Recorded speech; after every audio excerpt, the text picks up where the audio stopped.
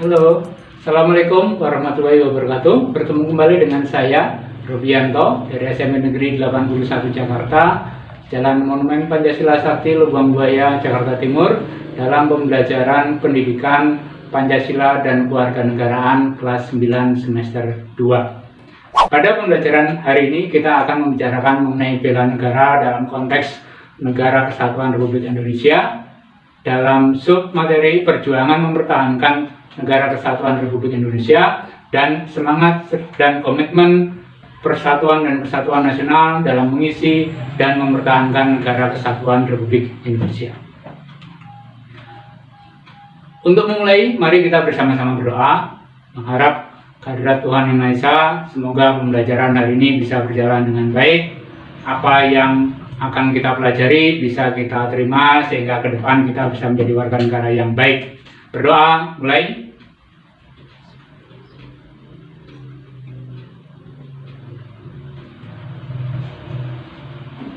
Amin. Selesai, terima kasih. Mudah-mudahan Allah Subhanahu wa Ta'ala meridhoi apa yang kita inginkan. Apa yang ingin kita capai pada pembelajaran hari ini?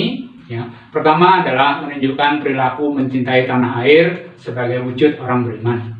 Yang kedua adalah menunjukkan sikap disiplin, gotong royong, percaya diri, tanggung jawab untuk membela negara dalam konteks Negara Kesatuan Republik Indonesia. Yang ketiga, mendeskripsikan perjuangan mempertahankan kemerdekaan Negara Kesatuan Republik Indonesia. Yang keempat adalah mendeskripsikan ancaman terhadap Negara Kesatuan Republik Indonesia. Dan kelima adalah menganalisis semangat dan komitmen persatuan dan kesatuan nasional dalam mengisi dan mempertahankan Negara Kesatuan Republik Indonesia. Yang terakhir, kamu menyusun hasil telah semangat dan komitmen persatuan dan kesatuan nasional dalam mengisi dan mempertahankan Negara Kesatuan Republik Indonesia. Itu yang ingin kita capai. Untuk mencapai itu, ikuti pembelajaran ini dengan baik, kemudian kamu bisa menambah dengan literatur yang lain. Ya, mari kita mulai. Kita mulai dengan kita membicarakan perjuangan mempertahankan Negara Kesatuan Republik Indonesia. Yang pertama, kita bicarakan mengenai perjuangan fisik. Perjuangan fisik adalah perjuangan dengan angkat senjata, dengan peperangan di medan tempur. Apa saja misalnya? Misalnya insiden bendera di Surabaya, di Hotel Yamato. Pertempuran 5 hari di Semarang. Pertempuran Surabaya 10 November 1945. Pertempuran Ambarawa, pertempuran Medan Area, Bandung Lautan Api, pertempuran Puputan Margarana di Bali, serangan umum 1 Maret di Yogyakarta. Itulah perjuangan yang mengangkat senjata. Bagaimana kita mempertahankan negara sampai titik darah terakhir. Lebih baik mati berkalang tanah daripada hidup dijajah. Yang kedua, perjuangan kita dalam mempertahankan kemerdekaan adalah dalam perjuangan non-fisik, yaitu perjuangan yang tidak menggunakan senjata. Apa saja itu contohnya? Misalnya perjanjian Linggarjati. Bagaimana kita mengupayakan supaya kita memperoleh pengakuan dari Belanda. Kemudian perundingan Renville, perundingan Rumrayan, dan konferensi Meja Bundar, di mana Belanda akhirnya mengakui kedaulatan RIS. Nah, selain perjuangan fisik dan non-fisik, mempertahankan kemerdekaan juga adalah mempertahankan dari ancaman. Apa itu ancaman? Ancaman adalah setiap usaha atau kegiatan, baik yang datang dari dalam maupun luar negeri, yang dinilai membahayakan kedaulatan negara, keutuhan wilayah, dan keselamatan segenap bangsa. Ancaman, untuk mempermudah kita mengatasi, kita kelompok-kelompokkan. Pertama adalah ancaman militer, yaitu ancaman yang menggunakan kekuatan bersenjata yang terorganisir, yang membahayakan kedaulatan negara dan keselamatan bangsa. Misalnya agresi, infiltrasi, sabotase. Berikutnya adalah ancaman non-militer, yaitu ancaman yang tidak menggunakan kekuatan bersenjata, namun jika dibiarkan dapat membahayakan kedaulatan negara dan keselamatan bangsa. Misalnya perdagangan manusia, penyelundupan, ya, narkoba, ya. Ancaman juga bisa kita kelompokkan ke dalam ancaman dari dalam dan ancaman dari luar negeri. Ancaman dari dalam negeri artinya ancaman itu berasal dari dalam negara kita. Misalnya disintegrasi bangsa melalui gerakan separatis, keresahan sosial, upaya mengganti ideologi Pancasila dengan ideologi yang lain, konflik sosial, penyalahgunaan narkoba, dan penjarahan sumber daya alam. Itu ancaman dari dalam negeri.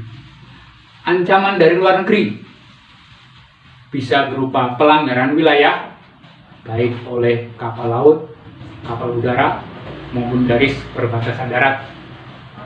Yang kedua, masuknya ideologi liberal dan ideologi komunis, campur tangan negara lain dalam urusan dalam negeri kita. Kemudian pasar bebas atau perdagangan bebas dan arus globalisasi. Ancaman-ancaman itu baik secara langsung maupun tidak langsung membahayakan kedaulatan negara kita. Kita lanjutkan dengan kita membicarakan semangat dan komitmen persatuan dan kesatuan nasional dalam mengisi dan mempertahankan negara kesatuan Republik Indonesia. Bahwa kita semua sepakat bahwa kita akan mempertahankan negara kita.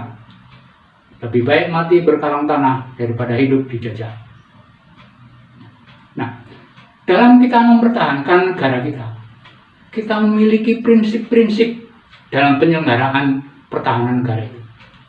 Yaitu pertama, bahwa bangsa Indonesia berhak dan wajib membela negara serta mempertahankan kemerdekaan dan kedaulatan negara, keutuhan wilayah, serta keselamatan segenap bangsa dari segala ancaman. Yang kedua, pembelaan negara merupakan tanggung jawab dan kehormatan bagi setiap warga negara yang didasarkan pada kesadaran hak dan kewajiban warga negara serta keyakinan pada kekuatan sendiri. Yang ketiga, bangsa Indonesia cinta perdamaian, tetapi lebih cinta kepada kemerdekaan dan kedaulatannya.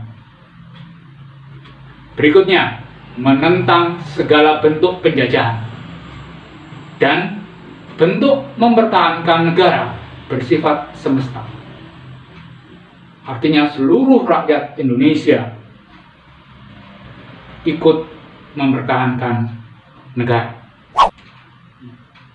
Nah, keikutsertaan warga negara dalam upaya bela negara itu diatur dalam Undang-Undang Nomor 3 Tahun 2002. Yaitu yang pertama adalah pendidikan kewarganegaraan, seperti yang kita lakukan hari ini. Pendidikan kewarganegaraan memberikan hak, memberitahukan hak dan kewajiban sebagai warga negara. Berikutnya yang kedua adalah pelatihan dasar kemiliteran, pramuka misalnya, paskibra, menwa. Kemudian yang ketiga adalah pengabdian sebagai prajurit TNI dan Polri. Yang keempat adalah pengabdian sesuai dengan profesi. Itulah keikutsertaan warga negara kita dalam upaya bela negara. Nah, bagaimana wujud bela negara dalam kehidupan kita sehari-hari? Yang pertama, di bidang ideologi, kita harus memahami nilai-nilai Pancasila serta mampu mengamalkannya dalam kehidupan sehari-hari. Di bidang politik dan hukum, misalnya dengan turut serta mensukseskan kegiatan pemilihan umum, pemilihan kepala daerah, dan lainnya. Menyampaikan aspirasi secara lisan maupun tertulis dengan sopan, baik melalui wakil-wakil rakyat di DPR atau dengan demonstrasi. Lainnya, tidak melakukan perbuatan curang atau money politik. Berikutnya di bidang ekonomi, Nah, di bidang ekonomi, setiap warga negara dituntut untuk dapat meningkatkan taraf hidupnya yang lebih baik dalam rangka memenuhi kebutuhan ekonominya. Bidang sosial budaya mewujudkan kehidupan masyarakat yang berbineka tunggal ika. Berbeda-beda tapi tetap satu. Mengembangkan bakat dan kemampuan masing-masing. Melestarikan adat istiadat dan budaya daerah sebagai unsur budaya nasional. Nah, bagaimana dengan bidang pertahanan dan keamanan? Pertama adalah melakukan kegiatan sistem keamanan lingkungan atau Siskamling. Kemudian keanggotaan rakyat terlatih, misalnya Limas, Perlindungan Masyarakat, dan Menwa, Resimen Mahasiswa. Dan pengabdian sebagai prajurit TNI dan Polri. Nah, itulah yang kita bicarakan. Mari kita tarik kesimpulan pertemuan kita hari ini. Pertama, perjuangan mempertahankan negara kesatuan Republik Indonesia mencakup perjuangan secara fisik dan non-fisik serta mengatasi berbagai ancaman, baik datang dari dalam maupun luar negeri, baik ancaman militer maupun non-militer. Keikutsertaan warga negara dalam upaya bela negara melalui pendidikan kewarganegaraan, pelatihan dasar kemiliteran, pengabdian sebagai prajurit TNI dan Polri, serta pengabdian sesuai dengan profesi. Bela negara diwujudkan dalam berbagai aspek kehidupan, bidang ideologi, bidang politik, hukum, ekonomi, sosial budaya, dan pertahanan keamanan. Demikian pembicaraan kita hari ini. Mudah-mudahan bisa ditangkap dengan baik sehingga ke depan kita bisa semakin baik, menjadi warga negara yang baik, anggota masyarakat yang baik, anggota keluarga yang baik, dan pribadi yang baik. Kita tutup pertemuan hari ini dengan sama-sama mengucap hamdalah. Alhamdulillahirabbil alamin. Tetap terapkan protokol kesehatan. Sering mencuci tangan dengan sabun pada air yang mengalir, menjaga jarak, memakai masker jika keluar rumah, serta hindari kerumunan. Assalamualaikum warahmatullahi wabarakatuh.